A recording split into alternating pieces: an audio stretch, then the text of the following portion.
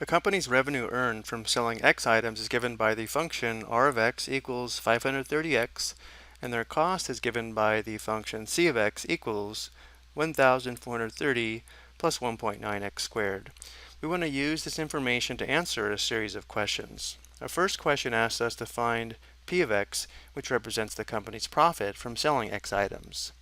So the profit function P of X equals the revenue function R of X minus the cost function C of X. The profit is equal to the money coming in minus the money going out.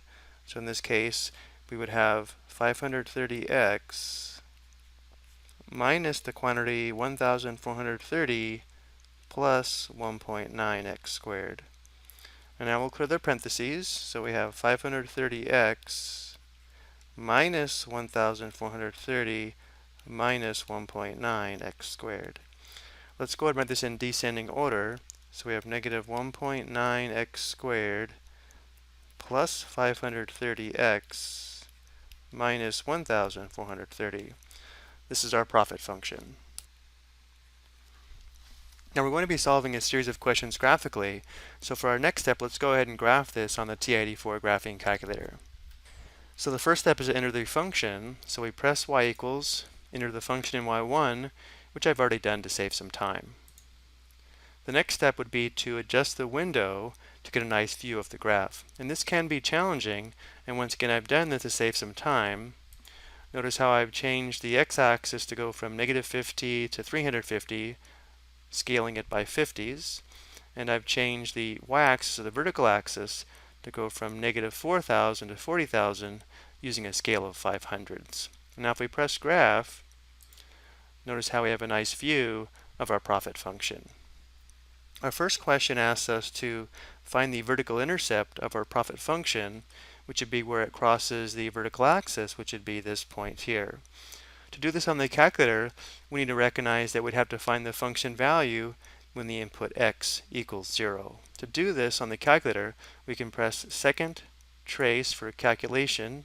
For the calculation menu, option 1 for value, and enter 0 for x. Press enter, and notice how it shows us the vertical intercept is the point 0, negative 1,430. Let's go ahead and record this.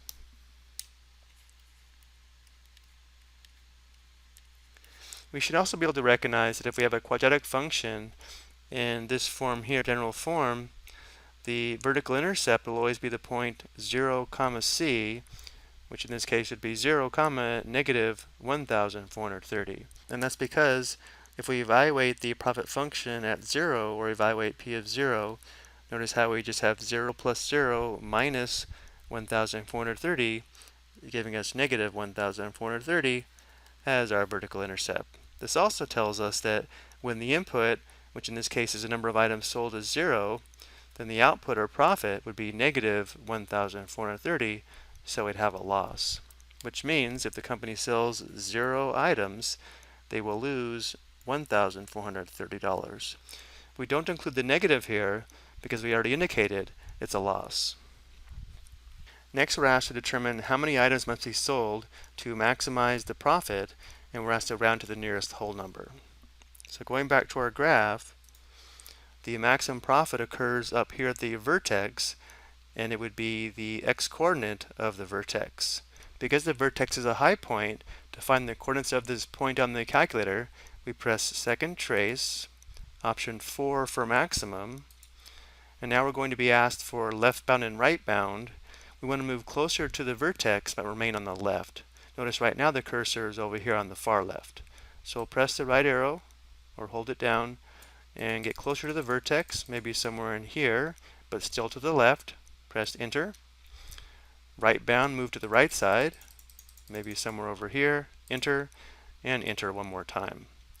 Notice how the x-coordinate is approximately 139.47, but we're asked to round to the nearest whole number, and therefore we'll use 139. Remember, when we have an ordered pair, the first coordinate is the input, or in this case the number of items sold, and the second coordinate, or the output, represents the profit. So to maximize the profit, 139 items must be sold. Now for this next question asks, what would the maximum profit be that can be earned? We need to be a little careful here. We don't want to use the y-coordinate of the vertex for this value because, remember, we can't sell a fraction of an item, and we're assuming the maximum profit now occurs at x equals 139. So we want to evaluate the profit function, which we have in y1 at x equals 139. And again, since we already have our profit function in y1, we can go back to the home screen by pressing second mode and enter y1 of 139 to find our maximum profit. So I'll press vars right arrow, enter, enter, which brings up y1, and then parentheses 139, enter. So the maximum profit will be $35,530.10. And now for the last question, we're asked, what is the minimum number of items that must be sold in order to break even? To break even, that means no money is lost and no money is made, and therefore the profit, P of x, would have to be equal to 0 to break even. So going back to our graph, profit would be 0 anytime this function intersects the horizontal axis. The equation of the horizontal axis would be P of x equals 0 or y equals 0. So we're actually going to answer this question by using the intersection feature on the calculator rather than the 0 feature. To do this, we'll enter y2 equals 0. So we'll press y equals, press enter here, and we'll enter y2 equals 0. Again, anywhere along this horizontal line, which is actually the horizontal axis, the profit would be 0. So now we'll go back to the graph. Notice how we can't see the horizontal line because it's on the horizontal axis. Let's see if there's an intercept that we can't see over here on the far left. To do this, we'll press second trace for the calculation menu, option 5 for intersection. We want to move the cursor closer to the intersection point we're looking for. We're looking for the one over here on the left. So let's press the left arrow, maybe somewhere over here, and let's press enter 3 times. Enter, enter, enter. And notice how we do have a horizontal intercept here on the far left, where x to the nearest whole number would be approximately 3. So the point would be approximately 3, 0, which means if the company sells 3 items, they can expect a profit of 0, meaning they would break even. So the company must sell a minimum of 3 items to break even. If we go back to the graph just for a moment, notice how if they sell too many items, they would also have a profit of 0. But the question does ask for the minimum number of items that must be sold to break even, so we're looking for the horizontal intercept here on the far left. Okay, that's going to do it for this example. I hope you found this helpful.